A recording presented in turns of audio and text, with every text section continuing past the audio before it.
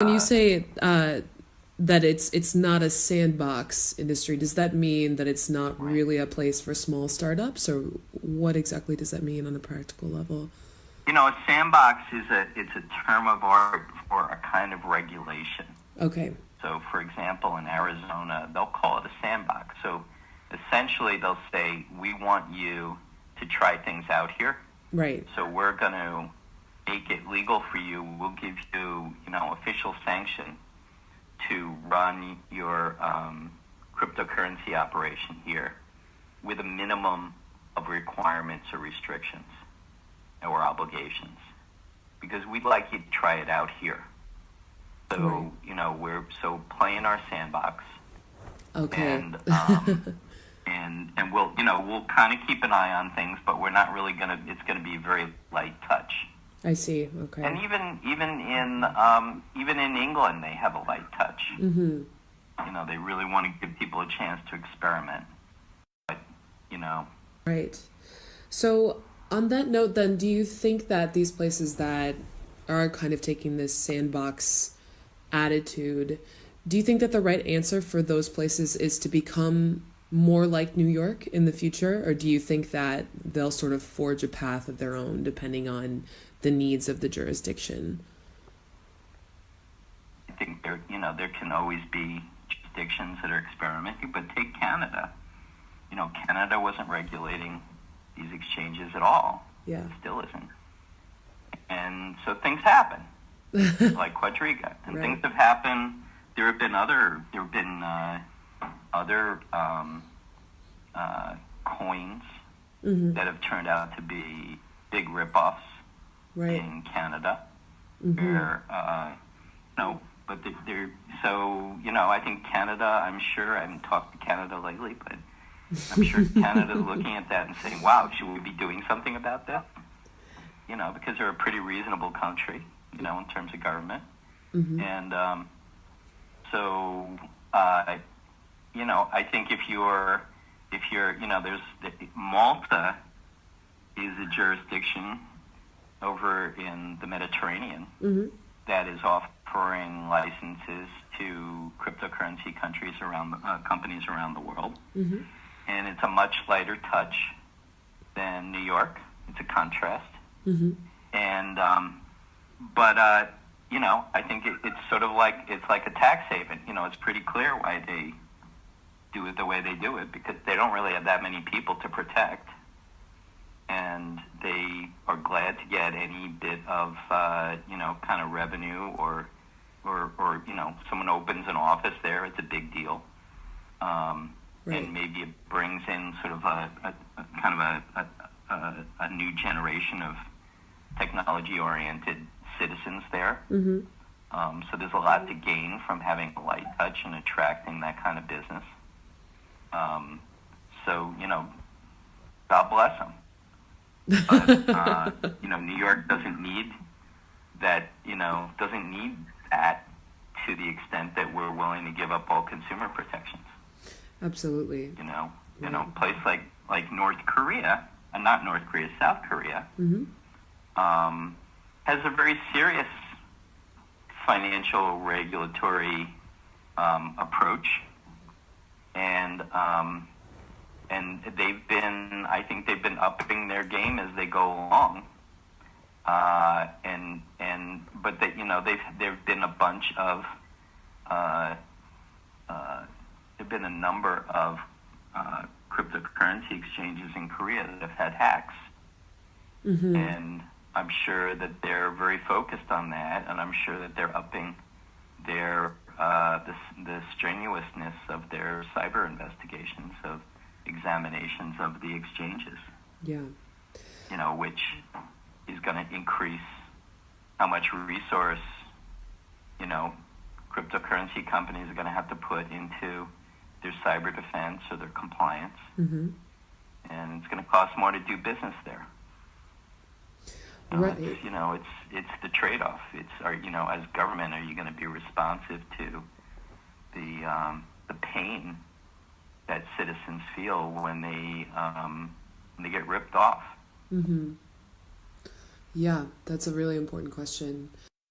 Does New York fit into the global cryptocurrency industry as a hub in and of itself? Because you're like you're saying, like Malta is kind of this place where anyone can do anything, and there's places like Arizona that have this sandbox environment. So if that's true about those places, then do you see New York as kind of like the big leagues for the cryptocurrency industry? Like this is where you come when you've really got your shit together, so to speak.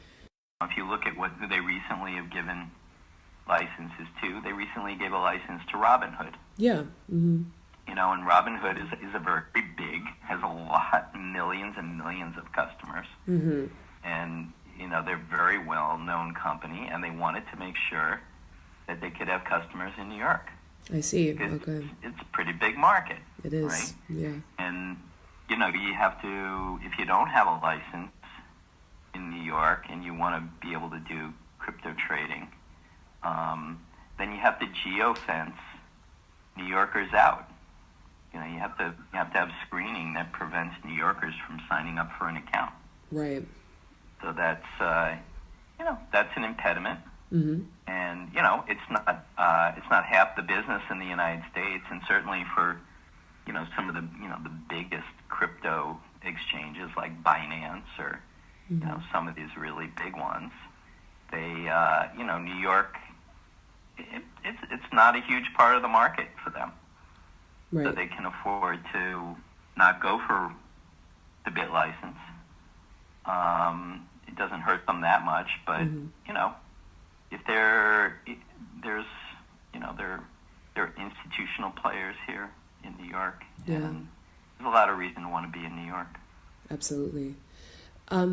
So from your perspective as someone who's worked on the regulatory side of things as well as a bit on the technical side of things, do you think that, in order to prevent something like Quadriga from happening again in the US or anywhere else in the world, do you think that the things that are going to prevent something like that from happening again are mostly going to come from regulation and enforcement, or will it be more a question of innovation and technological solutions that are invented in order to prevent things like this from happening? Which side of the spectrum do you see the future of cybersecurity protection coming from, or is it both? I hate to give you the boring answer and say both, but I mean, if there was a Consumer Reports that could really look deep into the code that's operating different currency exchanges operations, mm-hmm. Then it might be self-governing enough, and in a sense, there is that. I mean, there are bug bounty programs mm-hmm. that are pretty successful. I was pretty impressed with some of the bug bounty programs where people find vulnerabilities. Mm-hmm. But I'm not sure a bug bounty program would have found that the Quadriga CX guy was the only one who knew the private keys. Yeah. Exactly. You kind of need someone to go in under the hood and look. Yeah, exactly. So, there's a lot of trust in code. There's a lot of trust in code, and I can see where people are coming from. But, you can have trust in code, but you got to look at the people behind the code. Mm-hmm. And, it's great when, to give people who are new, who are young, who are trying something out, a chance to try something out. Mm-hmm. But there's something about having people who are experienced veterans in dealing with other people's money. Mm-hmm. And those kind of people understand how things can go wrong. And, they kind of avoid those early rookie mistakes. Right. Okay. And, when you're technological and you're, you're excited about your technology, you tend not to think about the risks. And so to have some regulator, or it could be anyone else who goes, hey, I want to see your risk assessment that's really serious. Like if you can have an independent audit Mm-hmm. by some kind of a consulting agency that's really good at this stuff Mm-hmm. and comes in and looks at things Mm-hmm. and does a risk assessment, then I'd say, hey, maybe it doesn't need to be the government. But who's going to require that you get a serious risk assessment? When you're a startup, or you don't have a lot of extra money to throw $100,000 at a risk assessment. Who's going to make you do that? Mm-hmm. So that's where the government in New York State says, hey, we want to see a risk assessment. Show it to us. Right. So I would hope it all becomes people learn how to get past. It's early days, so I think there will probably be some standards and some templates, and the market will figure out what it is that you need to show to be entitled to get people's business. Mm-hmm. But I think it's really early now. People get excited just by a cool interface. So, That's really true. That's really true. And you don't know what's behind it. So Yeah, absolutely.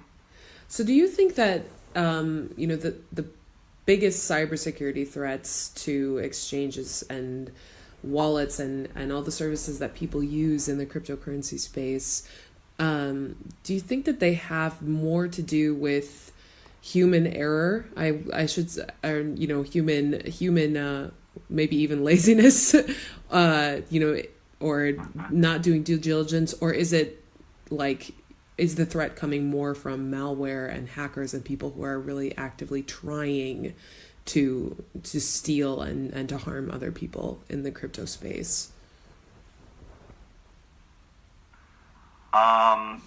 We've seen both, Okay. right? Yeah. So we've seen situations where, someone is doing an upgrade to some software, and they botch it up, Mm-hmm. and suddenly they create a vulnerability, or they erase, they erase, that's by mistake. Mm-hmm. We've seen that. We've seen, we've seen like the DAO on the Ethereum blockchain. It was, Mm-hmm. they had a vulnerability, and the bad guy found it first, Yeah. and pounded it a few times, and all it took was a matter of it. I don't know if it was a week or a couple weeks or whatever, but the value disappeared. And so I think there were folks who are always looking for vulnerabilities, Mm-hmm. and there's a lot of code that hasn't been tested well enough. Everyone says that they test their code, Mm-hmm. but sometimes you find you got to test and retest and retest, Absolutely. because it's a lot of money. Right. It's a lot of value. And so things that worked for an app, aren't necessarily good enough for cryptocurrency, because there's enough money there that, bad guys are going to spend a lot of time trying to get in there. Mm-hmm. Sometimes it's also, open source code, which doesn't get supported well enough. Mm-hmm. Whose fault is that? It's, but usually it's a problem of there's a vulnerability that gets exploited. Mm-hmm. And the, God bless the bug bounty people. They're probing, and they're looking for vulnerabilities, Yeah, but they're not all good guys. that's true. Do you think that that's And the only reason they do it is because they get a bounty. Mm-hmm. Right. They get paid. So if you belong to a bug bounty program, then you're really happy when they come in and say, we found this vulnerability. If you pay us $100,000, we won't tell the world about it. Yeah, exactly. So if you belong to that program and you got $100,000, then you're good. You can fix it. Those same kind of guys are glad to, I mean, I'm sure they're very ethical. The bug bounty guys are I'm sure they're largely very ethical guys. But, they are holding it over your head that if you don't do something about it, they're going to tell the world. Right. So that's kind of the culture these guys are living in. So it's kind of like a challenge out to the world of hackers, white hats and black hats, like, hey, come and get it. Exactly. So it's a tough environment. That is, yeah, super, super tough. I'm curious if you think that that's something that any regulatory body could really address, and to what degree, is there a way that, practically speaking, that a regulator could require a certain amount of testing on a piece of software? And if so, like, how do you think that would look practically? Really, like best practices. Mm-hmm. A lot of it is best practices and having a real risk assessment and getting, to the extent you get some independent feedback on that, it's always good. There's really no being cyber impregnable. Right. It just isn't. You can do, what is considered best practices. And, and that's the kind of thing that, like the NIST standards, the National Institute of Standards and Technology, they apply different standards to different maturity levels of companies. Mm-hmm. And they accept that if you're a startup company, you're not going to have the same thing that IBM has. Right. Okay. So you're going to be more vulnerable. Mm-hmm. But there's only so much you can do if you're a smaller company. Mm-hmm.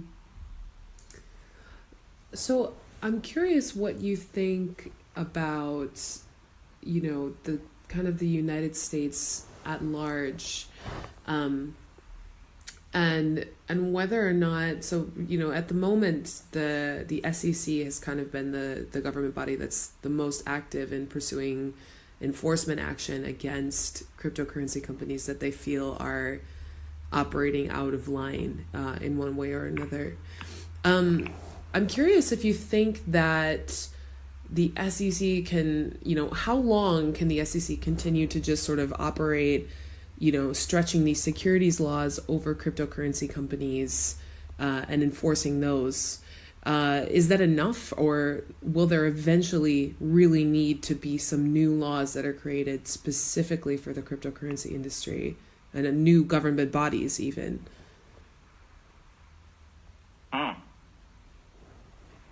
Well, if you look at, like, for example, if you take, say, New York, right, which we have the resources to hire the right people to do it, Mm-hmm. and if you're a small state, you can't necessarily even attract the right people to look at it. Right. On a national level, obviously there's the resources for it. I think the SEC is learning to adapt, in terms of the money raising part. Mm-hmm. They seem to, you can see a strategy coming together there, Mm-hmm. and which is essentially saying, like, hey, you guys got to follow all the same rules. It doesn't matter that you're a coin. Mm-hmm. You're gonna have to follow the same rules everyone else does in raising money, there is this general tendency to regulate, particularly as there are rip-offs that there's a political pressure to do something about it. Mm-hmm. I think it's I think there's something about the blockchain. I would hate to see the privacy elements of blockchain be rubbed out by regulation. Right. Okay. Your ability to do things on a blockchain that aren't necessarily being watched or controlled by government. There are these tools like Chainalysis and Elliptic that can watch a blockchain and start to figure out, who are the good guys and who are the bad guys. Right. And, if someone's using a wallet to collect ransomware or to sell child pornography or or to be Kim Jong-un's wallet, I felt like, what? I'm on the side of, finding that and preventing that from happening. Right. So it's hard, when you have idealistic people who are wonderful people who really just want to make the world a better place, and they want to be free of surveillance and regulation and maybe even taxes. It's just hard because the bad guys ruin it for everybody. Exactly. Yeah. Yeah, that is. So, boy, I feel for them. Plus, I'm a lawyer, which makes me believe in there being like rules for good and bad. I'm also a data privacy lawyer, so I do understand the yearning for more privacy, and I've over time become more and more sympathetic and agreeing with the data protections that the Europeans have in place, versus what we have in place here. There's a real protection for privacy. So I think it just hasn't been completely worked out. But it would be nice if it was worked out in a way that blockchain and crypto were able to enjoy privacy for the people who deserve privacy, and enforcement against the people who don't. If there's a way to work that out, it'd be great. That would be great. Yes. Patrick, it's been so Government interesting. can tend to be heavy-handed and watch everything. Yeah, that's the concern. But, the other side of it is government isn't watching everybody doing everything, But if they want to look at you, they can look at you. Right. So Okay. I know that's a creepy feeling for a lot of people.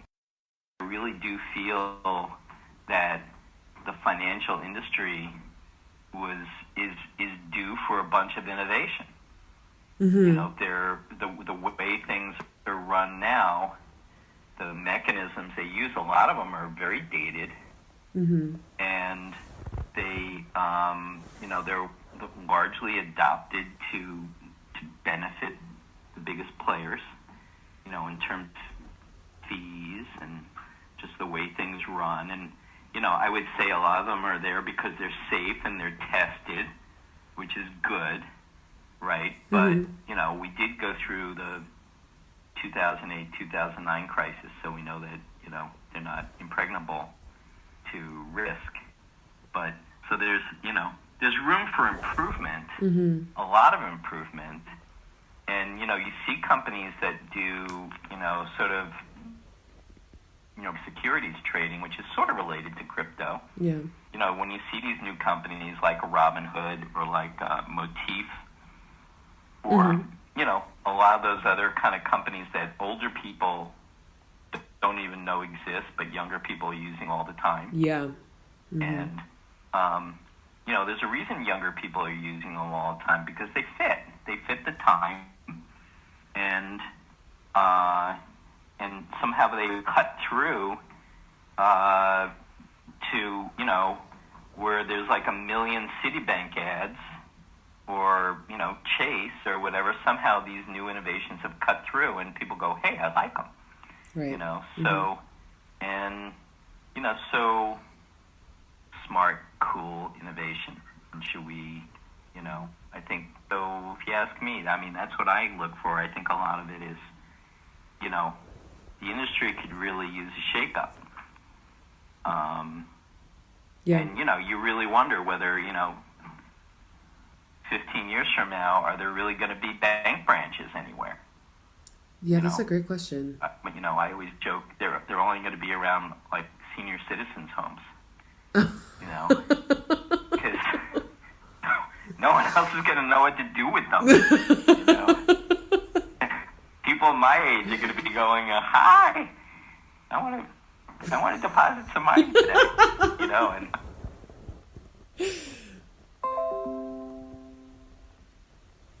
devices or their watches or whatever they're using then. Mm-hmm. And I see a place for digital currency, you know, and whether it's Bitcoin or, you know, one of the other coins, Mm-hmm. or I think stable coins are really interesting. Big thanks to Patrick Burke for this great interview. If you want to know more about Patrick, you can read the article at financemagnates.com or check him out in his current position at Phillips Nizer LLP.